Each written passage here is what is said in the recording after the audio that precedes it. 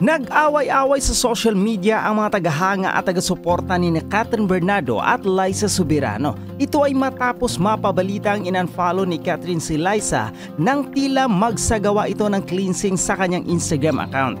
Hindi lang si Liza ang napansin ng mga netizen na in-unfollow ni Catherine, kundi maging si star magic artist Jillian Besenjo at Julia Barreto.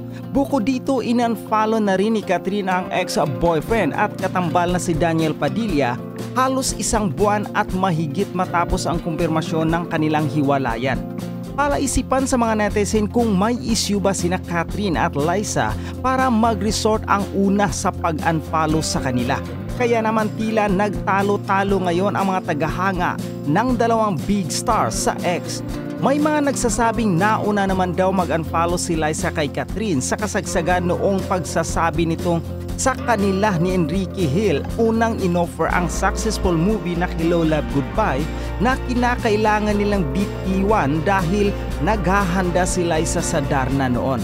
Lumabas kasi na parang better daw si Liza dahil hindi inaasahang tagumpay ng pelikula na napunta nga sa Katniel. Subalit ang huling desisyon ay pinareha si Catherine kay Asia's multimedia star at kapuso star Alden Richard. Ito ngayon ang may hawakan ng titulo bilang highest grossing Filipino movie of all time matapos kumita ng mahigit 800 million pesos sa takilya noong 2019. Samantala, wala pang reaksyon o pahayag ang kampo ni Catherine at Liza tungkol sa isyong ito. Oo, in-unfollow na ni Catherine Bernardo ang kanyang boyfriend sa loob ng 12 taon, ang kanyang ex. Ang nakakaloka lang, ba't idinamay niya si Jillian? Diba? Ba't idinamay? Di ba yun pa nga yung batang nagmalasakit sa kanya? At hinamaan pa nga niya sa pagiging matapang. Bakit kaya?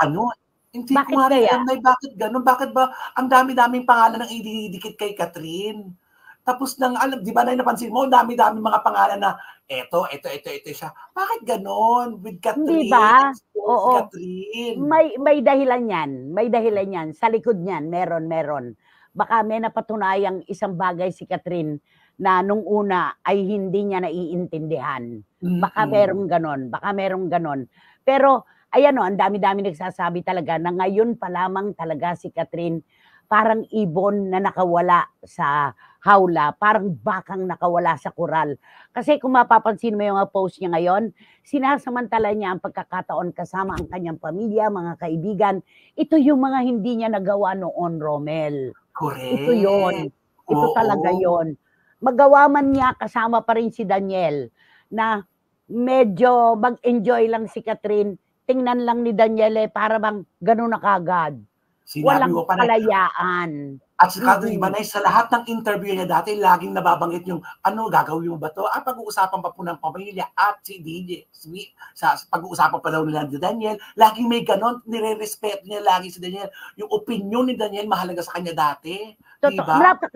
Napakahalaga. Lahat ng sabihin ni Daniel, mahalaga sa kanya. Kumunot lang daw ang noo ni Daniel, kinakabahan na itong si Catherine. Tumaas lang daw yung boss. Alam mo, meron ako ikukwento. Ngayon ko lang ito ilalabas. Ayan na. May isang kaibigan kami na humihingi ng pagbati ng happy birthday sa isa rin niyang kaibigan. Meron. Kasi hindi naman natin ginagawa yan. Ano ka? Magbe-birthday ako? Magpapabati ako sa sarili ko? Ano ako, lukaret? Di ba? Ayun, siyempre kaibigan yan. Alam mo, may nagpapanood sa akin nung raw video bago inedit yung pagbate do sa dapat padalhan. Alam mo, si Daniel talaga, grabe, nakaganon siya. Ano yan? Ano pa yan? Ganon. Tapos si Katrina, alam mo itong pangyayaring ito. Ngayon ko lang to inilabas ha. Alam ko mahal na mahal mo si DJ. Noon, ipagtatanggol mo, tatakpan mo ng kaldero ang ulam. Yan ang alam ko.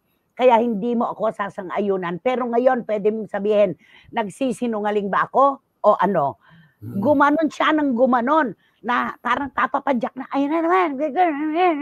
Si Catherine yung dead. Kumakalma. Wala pang ilang seconds to. Just say happy birthday. Parang ganon. Tapos, artista, yung Daniel. Talagang, happy birthday po. Plastic, di ba? Ayan, kaya kita mo, ay sorry kung nailabas ko ito. Panahon na naghihintay talaga ang bawat pangyayari ng tamang panahon ng paglalabas, di ba? Yan yon. At alam mo na, hindi nakakapagdaka, di ba? Kasi yung kumakalat ng video, di ba? Yung mga tagahanga nagpapapicture sa kanya, nahawakan sa ulo, tapos itatabi niya. Niloloko-loko niya. Eto, sabi ni Obet Sapin, pinayagan kaya niya ako? Ay, hindi. Good afternoon, Ate Chris and Romel. Sobrang hanga po kami kay Catherine Bernardo for her strength and maturity. May nabasa po kami recently na ang sabi po ay, maturity is learning to walk away from people and situations that threaten your peace of mind, self-respect, values, morals, and self-worth. At sabi din po, na disconnecting from certain people can bless your life. Dapat lang naman po, kasi talagang layuan ang mga taong sinungaling, mapagkunwari at manloloko.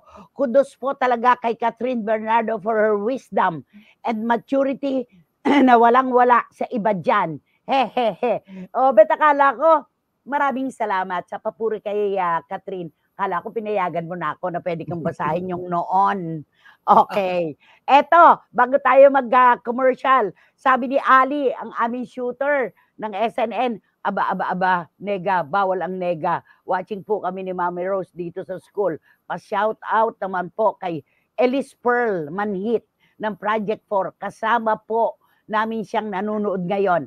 Ali Boy, maraming salamat. Thank you.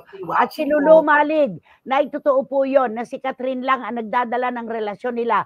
Masyado pong demanding si Daniel. Buti naman po at nagkahiwalay na sila.